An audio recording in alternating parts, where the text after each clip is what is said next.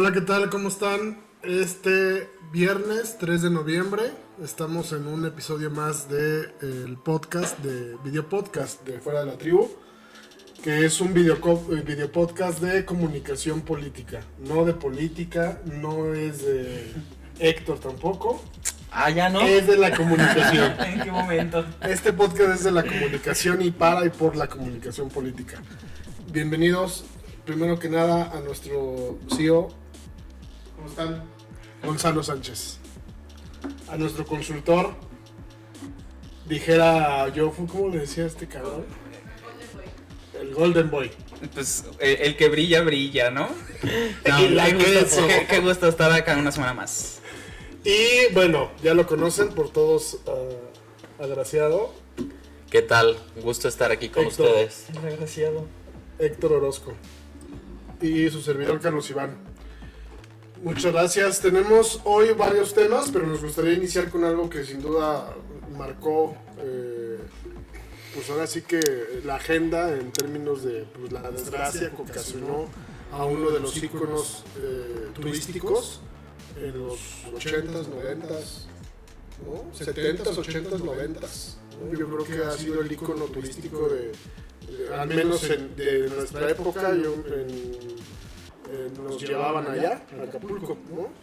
Entonces, por lo del huracán Otis. Pero bueno, lo vamos a analizar, insisto, desde la comunicación. ¿Cómo lo vieron? ¿Quién quiere iniciar? Yo quiero iniciar con algo chusco. Independientemente de la tragedia que sucede en Acapulco, la verdad es que hemos escuchado crónicas que hablan de una ciudad de alrededor de 800,000 habitantes, 1,000,000 de habitantes, completamente destruida, ¿no? Hay quienes mencionan que en el caso de cuando fue el sismo de la Ciudad de México en el 85, por ejemplo, que se destruyó buena parte, había zonas que estaban de alguna forma intactas y otras muy destruidas. Entonces ese contraste era distinto a lo que se ve hoy en Acapulco, que sí se ve totalmente una zona post-apocalíptica, ¿no? Prácticamente. Pero a mí me llama la atención, comunicacionalmente hablando, algo que no sé si sea digno de análisis, pero sí por lo menos de mencionarlo. Cómo cuando sucede esto en Acapulco, entonces sí se vuelca toda la atención de la prensa nacional, ¿no? La mal llamada prensa nacional, porque en realidad es prensa de la Ciudad de México, pero se conoce como prensa nacional, y cómo empieza este sobreanálisis de lo que va a suceder, lo cual me parece muy positivo. Al final es un destino turístico importante, pero sí vuelve a exponer y a dibujar de cuerpo entero, y lo digo como chilango, no crean que lo digo desde otra perspectiva, lo digo como chilango, este chilangocentrismo de la opinión pública en este país, ¿no? Que solamente cuando sucede algo que verdaderamente toca fibras sensibles del centro del país, es cuando parece que logra atraer todos los reflectores y ser un tema digno de todas las primeras planas y digno de todos los análisis en los programas dedicados a ello. A mí me pareció, por lo menos, curioso ese hecho.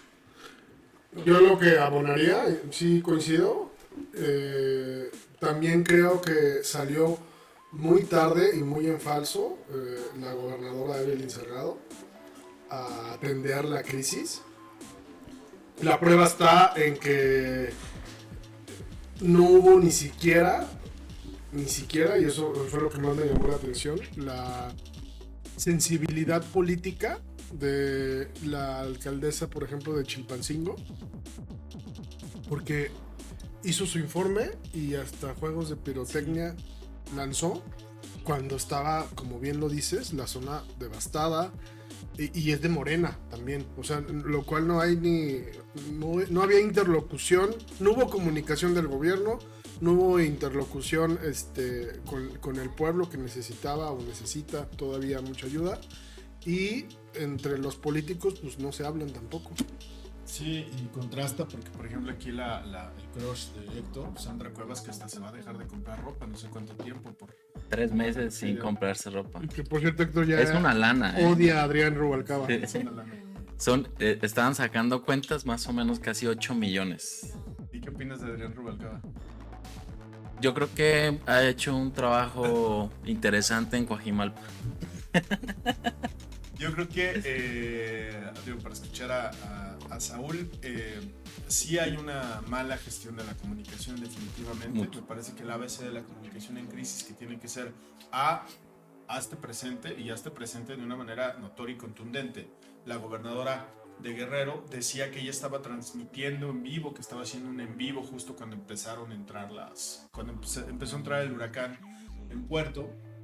Lo que es cierto es que no hubo una comunicación de contundencia en donde lo que se espera, que es el B, ¿no? Que la autoridad tome el control de la crisis, ¿no? Hay cosas que no controla la autoridad, como un huracán, pero lo que sí pueden controlar es lo que se va a hacer para atender mientras está sucediendo el siniestro y lo que viene después.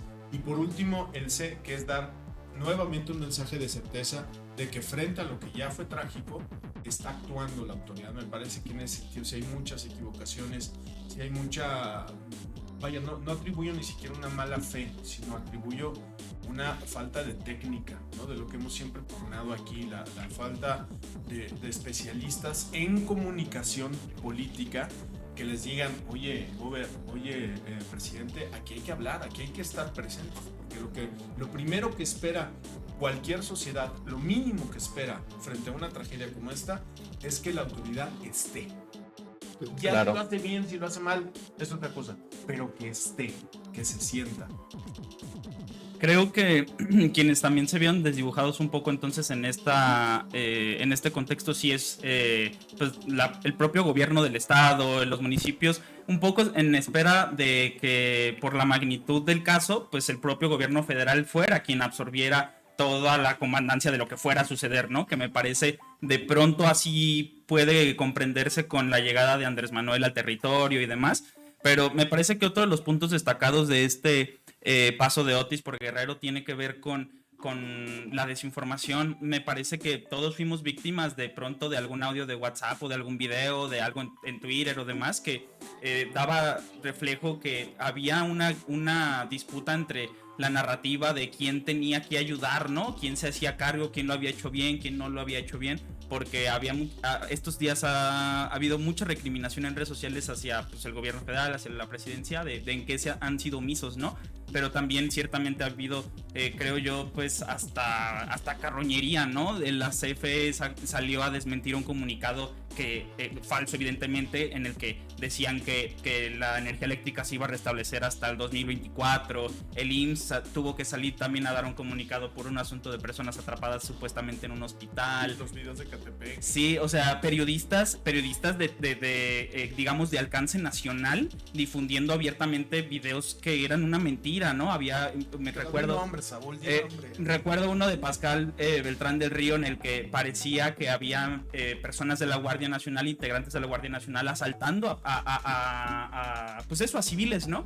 Y luego, no recuerdo concretamente quién, desmintió que ese era un video de Aguascalientes que es real, pero que fue de septiembre pasado, ¿no? O sea, hablamos de que personas con micrófonos de alcance nacional están replicando videos de los que no saben completamente su autenticidad y entonces fomentan una narrativa de confrontación entre quienes consideran que el presidente está llevando la estrategia, entonces que la estrategia de rescate pues se caiga, ¿no? Y me parece que la desinformación no es la desinformación es premeditada y no es casualidad, ¿no? Y no pasa nada si lo hace Juan Pueblo, o sea, no pasa nada si si Héctor sube en su TikTok, porque Héctor es una estrella del TikTok, sube algún video que de repente resulta que no corresponde a la realidad. Sí.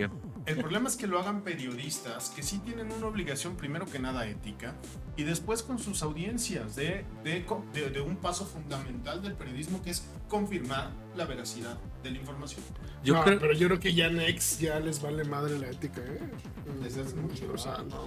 Y les vale madre a la luz de sus fobias personales, que tienen el derecho a tenerlas. Sus filias y Pero fobias. si ejerces el periodismo, creo que tendrías que tener esa línea, ese límite muy claro, confirmar lo que subes. Coincido completamente, pero creo que no podemos dejar no podemos dejar a un lado los desatinos que se tuvieron desde el presidente. O sea, yo identifico 4 momentos que hicieron carroñería y que también fueron muy desatinados. Por ejemplo, El tema con cuando el presidente llega, no llega en helicóptero y llega por vía terrestre y se les queda atorada donde iban, ¿no? O sea, toda la gente en redes explotando porque, bueno, para otros lugares sí se traslada en aviones de la Fuerza Armada, etcétera, pero para esta emergencia, pues el presidente va vía terrestre. Ese es uno. Lo que mencionaban de la alcaldesa de Chilpancingo, de Norma Utilia. La alcaldesa de Acapulco, cuando están mostrando los videos que se están robando y están saqueando las tiendas en Acapulco, cuando habla de que eso no está mal, es una especie de cohesión social, el tema de que la gente recurra al hurto en estas tiendas. O sea, declaraciones lamentables, gravísimas, ¿no? De parte de tu autoridad. Y lo que mencionaban hace rato también, el tema de la gobernadora, que de hecho decían que ni siquiera estaba en el estado cuando ocurrió el tema del huracán. ¿Qué tan cierto eso sea? No lo sabemos. Ya estaba y que estaba transmitiendo en vivo. Ajá, pero sí creo que esos 4 momentos han marcado la pauta para que exista toda esta carroñería de la que hablamos. Ahora bien, también viene un 5º momento que creo que rescata todo lo que está pasando en ese sentido, que es esta semana el presidente utilizó la mañanera para hablar de que los 15,000 millones de pesos de fideicomisos se tendrían que utilizar para subsanar los daños en Guerrero. Eso es un súper acierto y adelante. Antes de hablar de los fideicomisos, que creo que también es un tema muy interesante, sobre todo por el destino al que terminaron, parece acordándose en cuanto a su destino, creo que también alguien brilló por su inconsciencia, digamos, de los alcances de este suceso. Me parece que había una queja muy clara en los primeros momentos digamos, de la emergencia, cuando ya había ayuda social en respuesta a Acapulco, en donde pues decían que solamente la Guardia Nacional podía, digamos, coordinarlo, ¿no? Entonces no había paso para organizaciones civiles y demás, ¿no? Hubo muchas quejas al respecto, y de pronto en la tarde empiezan a circular imágenes del senador por Puebla, Alejandro Armenta, con lonas, ¿no? Con su nombre, regalando despensas. Me parece que ese también fue uno de los momentos que pues reflejan mucha pues eso, inconsciencia, ¿no? Personas que al final de cuentas utilizan el contexto, dígase Sandra Cuevas, en realidad creo que hubo muchos políticos, ¿no? Pero me parece que esta fue una de las señales más visibles que dan cuenta de que de pronto los políticos, o sea, creo que podía él haber hecho presencia de manera muy discreta y enviar el mensaje de que estaba presente sin la necesidad, por ejemplo, de traer una lona, mientras todos sabemos que quiere ser candidato a gobernar Puebla, ¿no? Y es una suerte de deshumanización, a mí me parece, ¿no? De primero ver la raja política antes de ver el fondo, ¿no? Claro. Que el fondo es una cuestión muy trágica. Yo no recuerdo en México que haya sucedido una situación así, o sea, de tanto desastre, realmente tanto desastre, las pérdidas económicas, las pérdidas de vidas humanas, pero sobre todo esta parte de incertidumbre. O sea, lo que se comenta es que realmente la gente está cubriendo con machetes, está haciendo cercos, digamos, para cubrir sus casas, porque frente al hecho de que ya saquearon todos los expendios Oxxos y demás tiendas de autoservicio, lo que seguiría es que empiecen a saquear las casas. O sea, hay ese temor porque la autoridad no está presente y no quiero hacer escarnio, hay que ver por qué no está, porque la Guardia Nacional ahí está, el Ejército ahí está. Me parece que también han sido un poco desmedidas las críticas hacia el Ejército mexicano, que independientemente de lo que está haciendo en esta sección en específico, lo cierto es que tiene una expertise en DN3 y en planes de apoyo y para este tipo de ocasiones, y esta no es la excepción. En fin, yo lo que creo es que cuando las tragedias así ocurren, se desnuda la clase política de un bando y del otro. Porque esto que mencionas correctamente, Saúl, ¿qué me dices, por ejemplo, de los influencers, ¿no?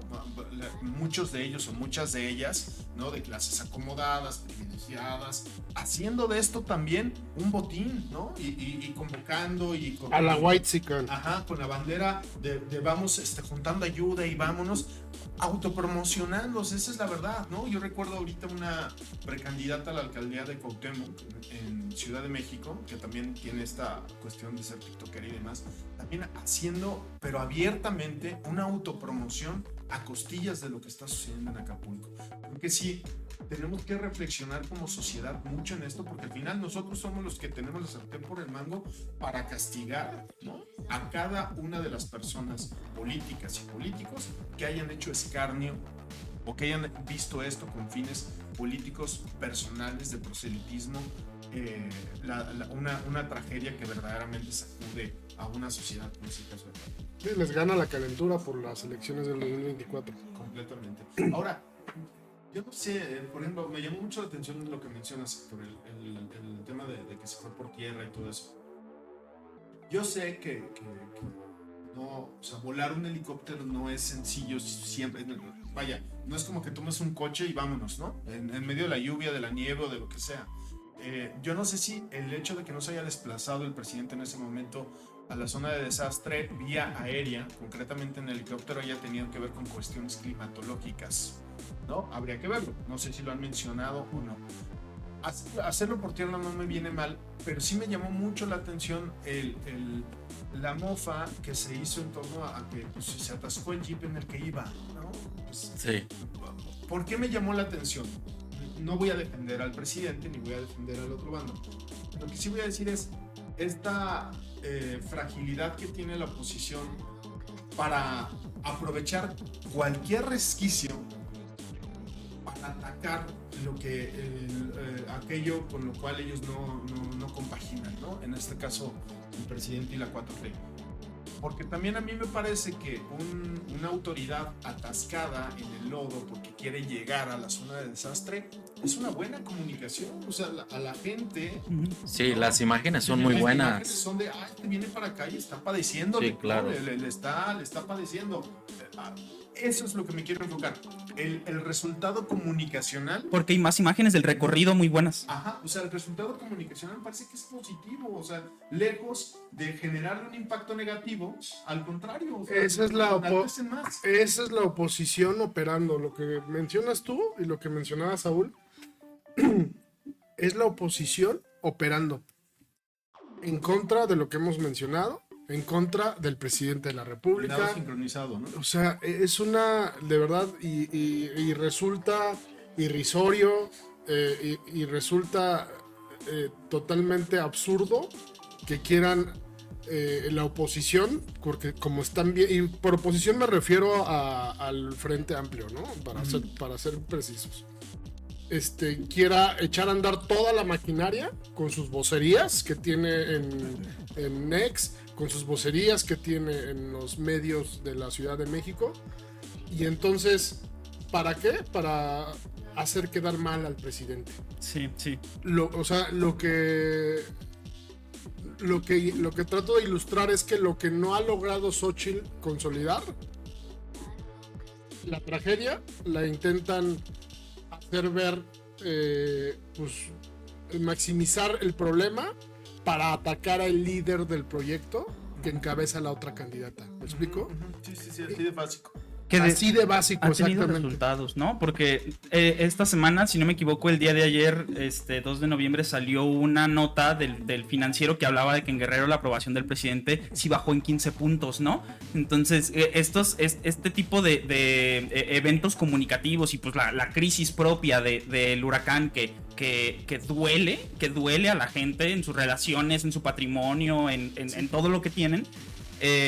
Creo que nos habla de que todavía tenemos un camino por recorrer en términos de las emergencias y de las crisis que vivimos, porque no hay otra como esta, o como por ejemplo del coronavirus, la que caiga, en donde la polarización de la discusión política no permita entonces una solución menos, digamos, estridente, ¿no? Y colaboración entre los diferentes actores políticos. Yo creo que además de que la oposición tiene una obligación en estos términos de las emergencias y también la coalición gobernante, creo que ya lo decíamos con casos como el de ahorita de Pascal Beltrán del Río, ¿no? Pero también por ejemplo, hasta Broso hasta Broso y Loret de Mola hicieron un sketch completo de eso de la Jeep, ¿no? O sea, sí creo que también el poder mediático tiene mucho que ver en la calidad de esta discusión. Toman los temas o los errores más burdos y hacen lo que hemos venido platicando. No hay una estrategia real de contenido, la oposición no sabe a dónde va y trata de tomar estos errores para posicionarse. Claro. De hecho, y lo que juzgamos son los resultados, Héctor, al final, porque dijeron les funciona, bueno, a lo mejor sí, claro. sería otro, pero no les ha funcionado en 20 años que llevan lidiando con el presidente, ¿no? Con López Obrador. De hecho, también cabe mencionar que entre lo que se ha estado comunicando, hay una especie de campaña B hacia que no exista, a que la gente no done, porque están mencionando que lo que se done será capitalizado por Morena para el tema electoral del 2024. Entonces, mucha gente, yo he escuchado decir como de, no sé, exacto, no sé si, o sea, quiero donar, pero no quiero, pero no sé a dónde va a ir este donativo, ¿ves? ¿Sabes qué? Yo creo que si habría que responder la pregunta de por qué sucede esto, a mí me parece que sucede porque falta técnica, de verdad falta técnica. O sea, la política, la politiquería no alcanza. Totalmente. Ya no. Cuando este tipo de cosas suceden, la politiquería no alcanza, ni de un lado ni del otro. Estas cosas se deben de resolver con técnica. Primero, en lo comunicacional, ¿no? E incluso antes que lo comunicacional, los protocolos preventivos para hacer frente a este tipo de cosas. Pero lo primero, ¿por qué pongo primero lo comunicacional? Porque tú tienes que generar la percepción de que estás presente y de que estás teniendo la rienda de la crisis, aunque no la tengas. Ya en el camino vas viendo cómo resuelves ese tema. Pero lo primero, a lo que está obligado cualquier gobierno y cualquier autoridad, es a hacerse presente, como lo dije en un principio, y a mandar una señal de control. Y eso, bien merecido es esa pérdida de los 15 puntos, Saúl. Sí, porque totalmente. realmente no lo hizo, ¿no? No sé.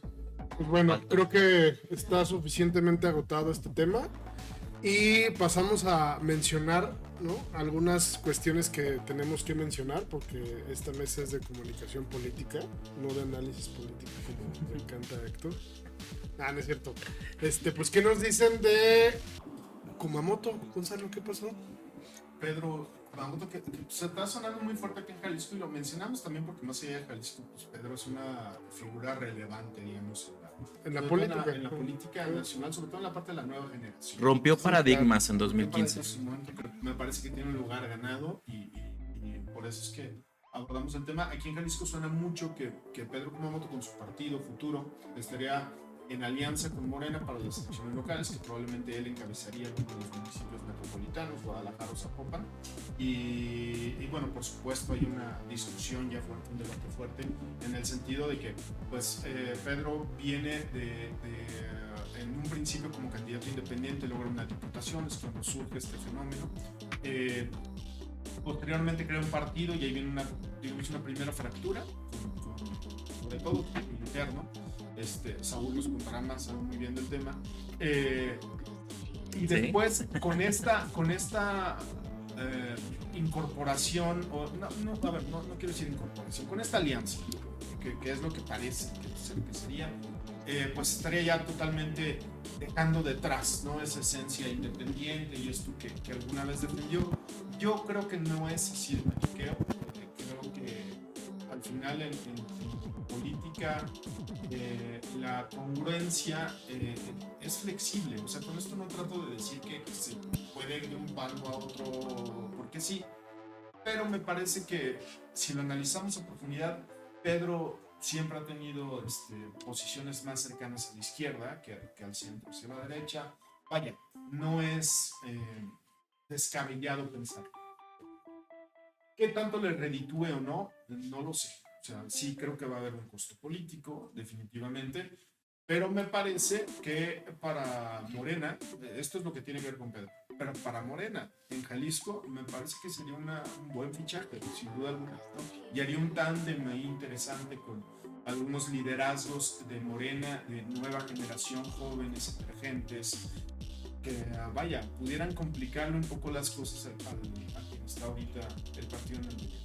Sí, y más allá de Jalisco, creo que hablamos de Pedro sobre todo porque el factor de la alianza de Morena con Futuro, que es un partido local en Jalisco, o Hagamos, que es otro partido local, lo que mueve es entonces quién queda con la gubernatura, ¿no? O sea, o quién queda como candidato o candidata a la gubernatura. Entonces, digo que esto es especialmente importante porque dados los lineamientos del INE que dicen que de 9 candidaturas para las gubernaturas, 5 de menos tienen que ser para mujeres, pues esto mueve completamente la fórmula, especialmente para Morena, ¿no? Que ahorita se debate en concreto, por ejemplo, a quién postular en la Ciudad de México, Harfuch o Brugada, o en Chiapas. Entonces, negociaciones como las de Jalisco, en ese sentido, que parecen muy locales, trastocan toda la fórmula nacional, ¿no? Y creo que los próximos días van a ser muy ilustrativos en ese sentido, porque pues ha habido muchas afrentas entre el equipo, por ejemplo, si nos vamos a Ciudad de México, de Brugada contra Harfuch, ¿no?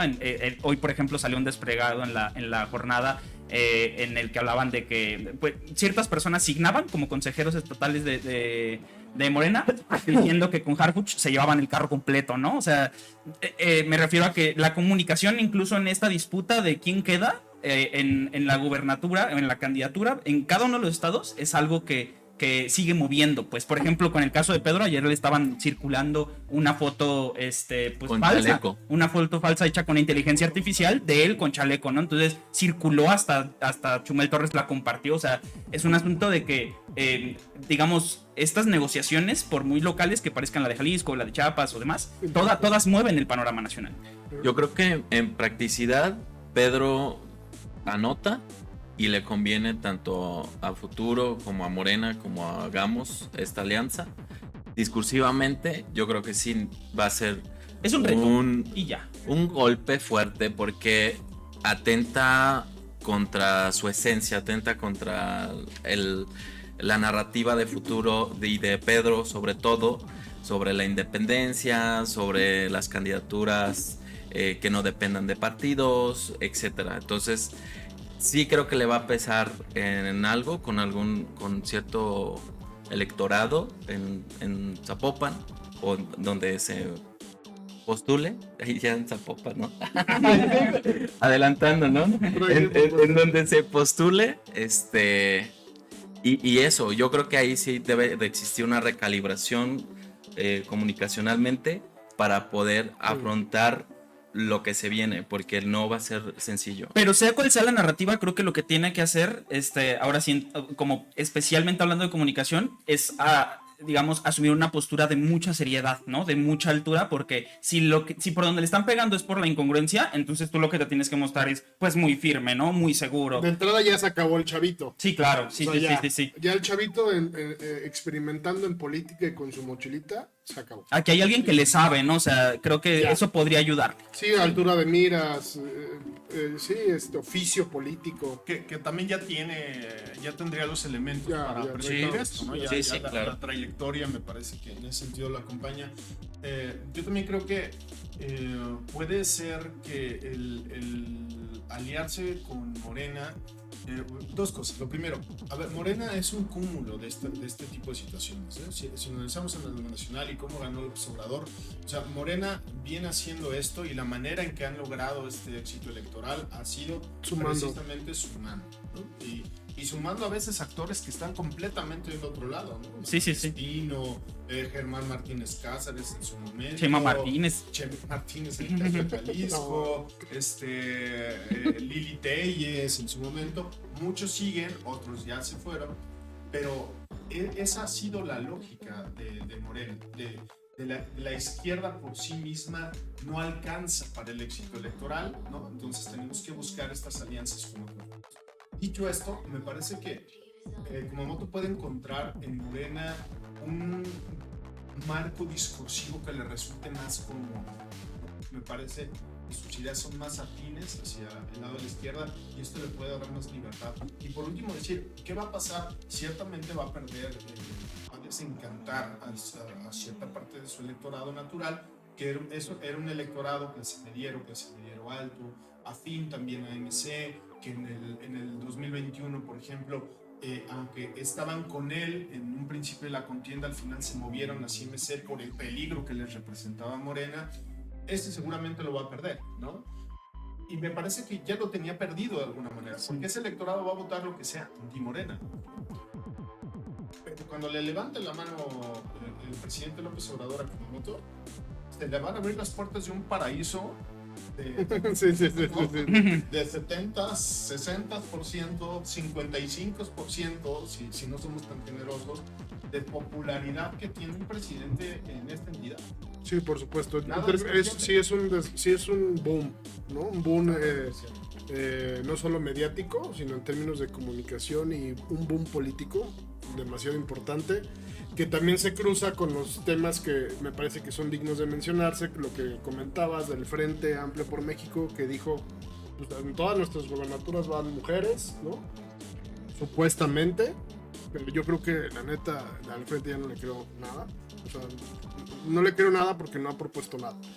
Y en el caso de Jalisco, que ya salió ungido, elegido Pablo Lemos, pero que resultó que impugnaron ellos la paridad porque es probable que por ser un estado competitivo necesiten, por ley de paridad de género, necesiten postular a una mujer, lo cual abriría las puertas a Verónica Delgadillo, y lo cual a mí me da a entender el por qué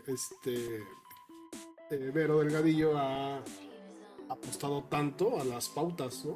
Que muchas de ellas, la verdad es de que me parece que podría dar un mejor mensaje. Creo que tiene todo, tiene la sustancia, tiene la solidez, tiene la experiencia y tiene muchas cosas que comunicar al simple hecho de pautar por pautar.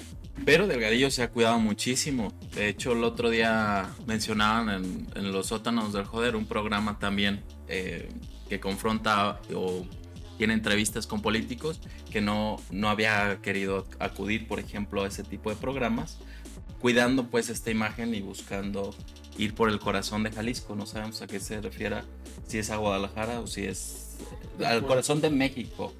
No, corazón de Jalisco. El corazón de Jalisco. Corazón de Jalisco. Pues a ver qué sucede. Y pues quién sabe qué va a pasar con Lemus y con Ver. Y con Samuel. Y con Samuel García. En la Ciudad de México, que deberíamos hacer un programa de eso. Lo que está sucediendo en la Ciudad de México es punto y aparte, ¿eh? Sí. Cómo se están moviendo las tribus, y yo creo que van a terminar bajando a Omar García Harfuch. De ese tamaño. Pero bueno, no sé si... Clipéalo eso. Pues muchísimas gracias. Hemos tratado de hacer un video podcast más dinámico, más corto y más rico en lo que nos apasiona y realmente nos llama muchísimo la atención, sobre todo por los tiempos electorales, que es la comunicación política. Muchas gracias, Gonzalo. Gracias, Saúl. Gracias, Héctor, por invitarnos. Un gusto siempre tenerlos en su podcast de confianza. Muchas gracias, Chanes. Gracias. Gracias, Iván. Gracias, Carmen, por existir. Y acuérdense que la comunicación es cosa seria. Cintia, Miros. Tómenselo en serio. Chido, gracias.